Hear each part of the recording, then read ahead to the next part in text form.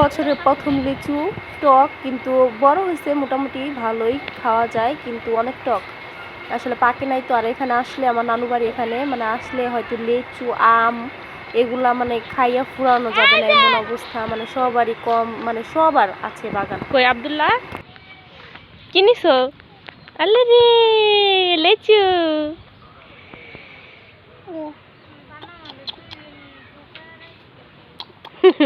আলহামদুলিল্লাহ বছরের প্রথম লিচু খাইলাম, মানে আজকেই প্রথম খাইলাম।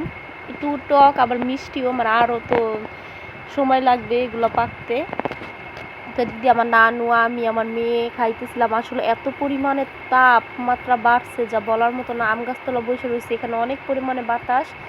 এই জন্য বাবুর আব্বু আমাদের রেখে ঢাকা কালকে চলে গেছে। আর মেয়ে আর ছেলে শুধু পানি খাইতেছে। আর দেখেন আম গাছতলা বসে রয়েছি, এত সুন্দর আম হয়েছে মাশাআল্লাহ, কি বলবো, অনেক পরিমাণের আম হয়েছে।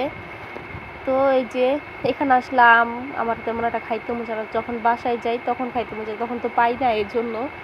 তো যাই হোক, এই যে খাইতেছিলাম আর আপনাদের সাথেও শেয়ার করতেছিলাম। কে কে লিচু খাইছেন আমাদের কমেন্টে জানাবেন। আর দেখেন এত সুন্দর পরিবেশ, এত সুন্দর বাতাস ছিল এখানে। এই যে আমার নানু দাঁড়ায় আছে।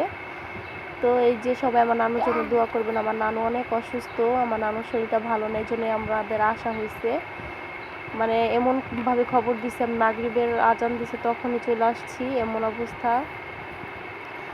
সবাই আমার নানুর জন্য দোয়া করবেন, আল্লাহ যেন আমার নানুকে নেক হায়াত দান করে। আর এই যে দেখেন কিছু লিচু নিয়ে আসছিলাম, এই যে লিচুগুলা।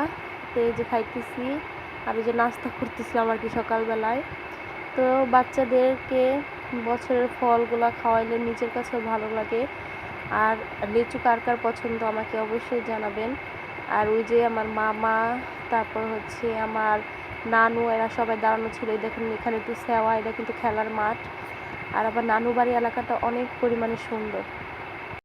দেখেন বাজে প্রায় 10টার একটু বেশি। দেখেন এত পরিমাণের বৃষ্টি হয়েছে আসলে আমাদের ফরিদপুরে, মানে পাঁচচরের দিক দিয়ে অনেক বৃষ্টি নামেই নেই, কিন্তু আজকে এত পরিমাণে বৃষ্টি হয়েছে যে সকালবেলায়।